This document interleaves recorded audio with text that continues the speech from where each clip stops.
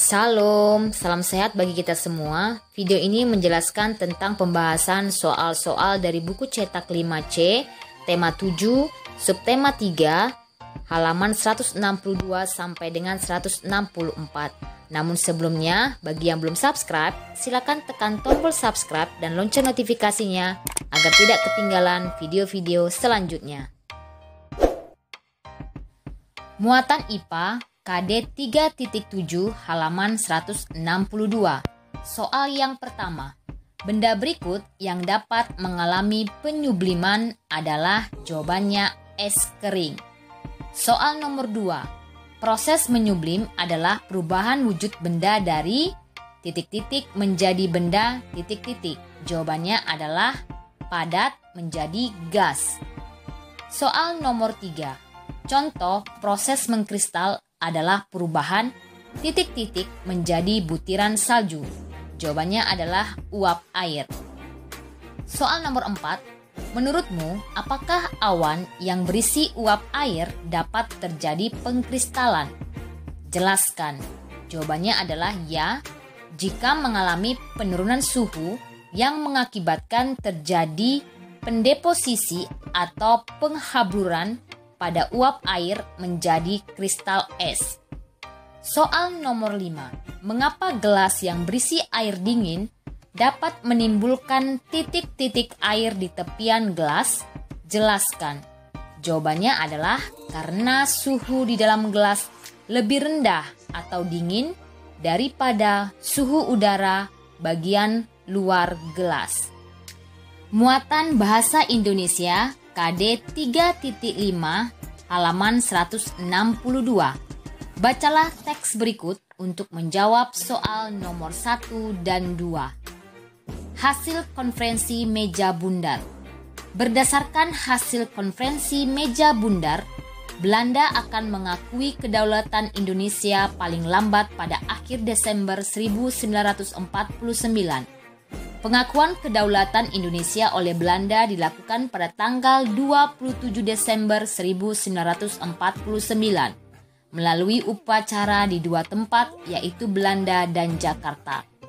Di Belanda, penandatanganan pengakuan kedaulatan Indonesia dilakukan di Istana Kerajaan Belanda.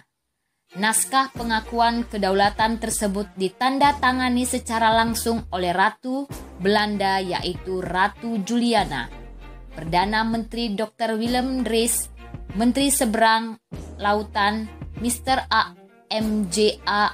Sassen, dan Muhammad Hatta dari Indonesia.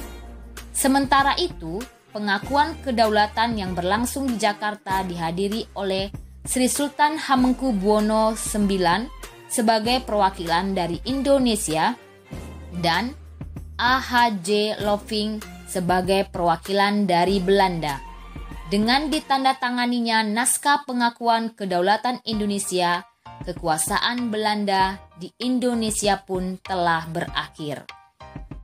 Soal yang pertama.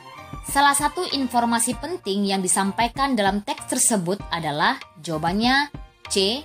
Tokoh yang terlibat saat pengakuan kedaulatan Indonesia. Soal nomor 2. Berdasarkan informasi pada teks tersebut, perwakilan dari Indonesia yang menandatangani pengakuan kedaulatan Indonesia di Belanda adalah jawabannya D. Muhammad Hatta. Kalau Sri Sultan Hamengkubuwono itu perwakilan dari Indonesia pada saat pengakuan kedaulatan berlangsung di Jakarta, sedangkan Muhammad Hatta itu di Belanda.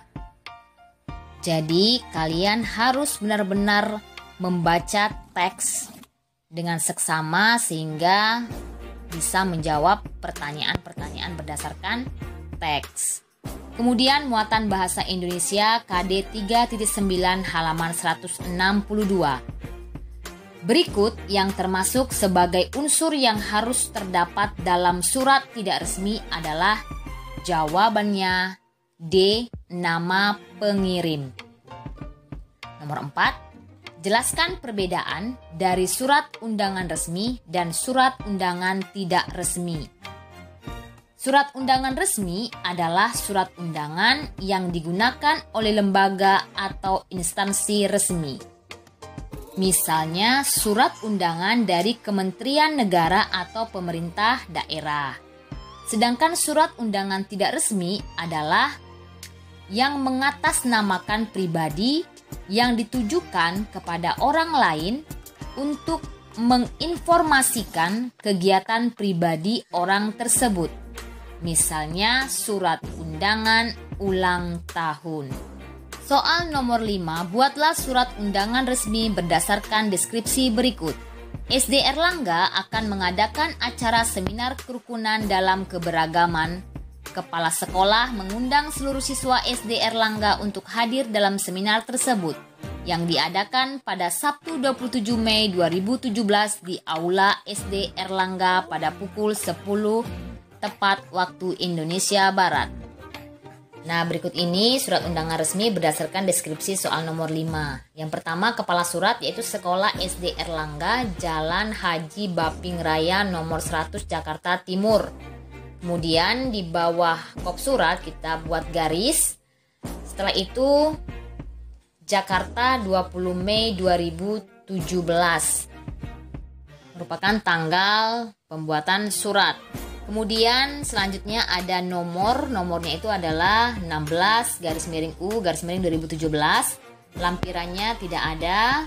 Kemudian perihalnya adalah mengenai seminar kerukunan dalam keberagaman.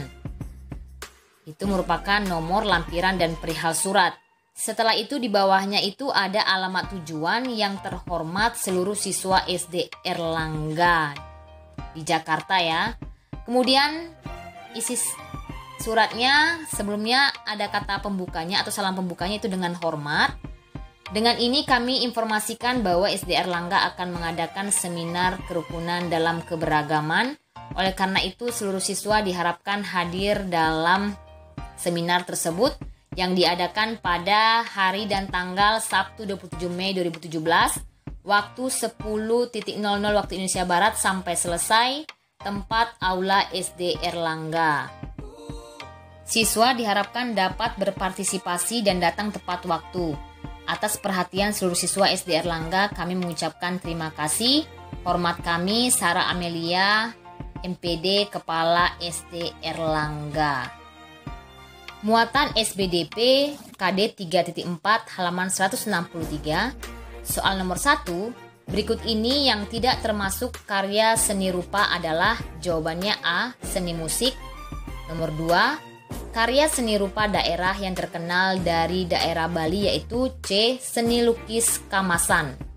Nomor 3. Gambar di samping merupakan karya seni rupa daerah Indonesia yang berasal dari suku. Jawabannya adalah B. Asmat yang merupakan itu gambar patung ya. Kemudian nomor 4, apa yang dimaksud seni lukis daerah, seni patung daerah, dan seni kriya daerah? Jelaskan. Jawabannya, seni lukis daerah adalah seni lukis yang menggambarkan objek-objek berupa pemandangan alam, manusia, hewan, tumbuhan, dengan nilai-nilai budaya yang ada di daerah setempat. Sedangkan seni patung daerah adalah karya seni dengan bentuk 3 dimensi, menyerupai manusia, binatang, dan benda-benda, baik terbuat dari benda keras ataupun lunak. Kemudian, seni kriya atau kerajinan adalah seni dalam membuat benda-benda yang dapat dimanfaatkan dalam kehidupan sehari-hari. Contohnya misalnya anyaman ya, masih banyak lagi contoh seni kriya atau kerajinan. Soal nomor 5, bagaimana cara melestarikan karya seni daerah? Jawabannya adalah mengadakan kursus atau pelatihan pembuatan karya seni rupa daerah. Muatan PPKN KD 3.4 halaman 163. Soal pertama, berikut merupakan sikap yang sesuai dengan nilai-nilai luhur Pancasila adalah jawabannya B. Warga bergotong royong memperbaiki jalan desa yang rusak. Nomor 2, manfaat dari mengamalkan nilai-nilai luhur Pancasila dalam kehidupan sehari-hari antara lain. Jawabannya C. keadaan menjadi damai dan rukun karena masyarakat saling menghargai dan menghormati. Soal nomor 3, Pancasila merupakan dasar negara. Hal ini berarti bahwa Pancasila harus kita jadikan sebagai, dalam jawabannya adalah pedoman hidup. Nomor 4, tuliskan 3 cara yang dapat kamu lakukan dalam menyikapi perbedaan dalam keberagaman di lingkungan tempat tinggalmu. Jawabannya adalah mengembangkan sikap saling menghormati, kebebasan, menjalankan ibadah sesuai dengan agama dan kepercayaannya masing-masing, mengembangkan sikap saling menghargai, dan mengembangkan perbuatan-perbuatan yang luhur yang mencerminkan sikap dan suasana kekeluargaan dan kegotong royongan. Soal nomor 5, tuliskan 1 tokoh pahlawan dan sikap yang patut diteladani dari tokoh tersebut berdasarkan suatu latar peristiwa sejarah. Jawabannya adalah Ki Hajar Dewantara. Sifat yang bisa kita teladani dari Ki Hajar Dewantara adalah gigih, pantang menyerah, dan rela berkorban. Muatan IPS KD 3.4 halaman 164. Soal nomor 1, kegiatan pembangunan yang bermanfaat untuk mempermudah akses transportasi masyarakat dari daerah satu ke daerah yang lain yang terpisahkan oleh perairan adalah pembangunan. Jawabannya adalah D, jembatan. Soal nomor 2, berikut ini yang bukan merupakan tokoh pemberi usulan untuk dasar negara Indonesia pada sidang pertama BPUPKI adalah, jawabannya A, Muhammad Hatta. Soal nomor 3, rumusan dasar negara Pancasila yang tercantum dalam Piagam Jakarta dirumuskan oleh, jawabannya adalah Panitia 9. Soal nomor 4, tuliskan tujuan dan cita-cita pembangunan Indonesia yang terdapat dalam Pancasila dan pembukaan Undang-Undang Dasar 1945. Jawabannya adalah pertama, melindungi segenap bangsa Indonesia dan seluruh tumpah darah Indonesia. Yang kedua, memajukan kesejahteraan umum. Yang ketiga, mencerdaskan kehidupan bangsa. Dan yang keempat, ikut melaksanakan ketertiban dunia yang berdasarkan kemerdekaan, perdamaian abadi, dan keadilan sosial bagi seluruh rakyat Indonesia. Soal nomor 5, tuliskan 3 contoh cara yang dapat kamu lakukan untuk melestarikan budaya Indonesia. Jawabannya adalah ikut berpartisipasi apabila ada kegiatan dalam rangka pelestarian kebudayaan, kemudian mau mempelajari budaya tersebut, baik hanya sekedar mengenal atau bisa juga dengan ikut mempraktikkannya dalam kehidupan kita. Kemudian yang ketiga, mengajarkan kebudayaan itu pada generasi penerus sehingga kebudayaan itu tidak musnah dan tetap dapat bertahan. Demikianlah pembahasan soal pada hari ini. Terima kasih. Salam.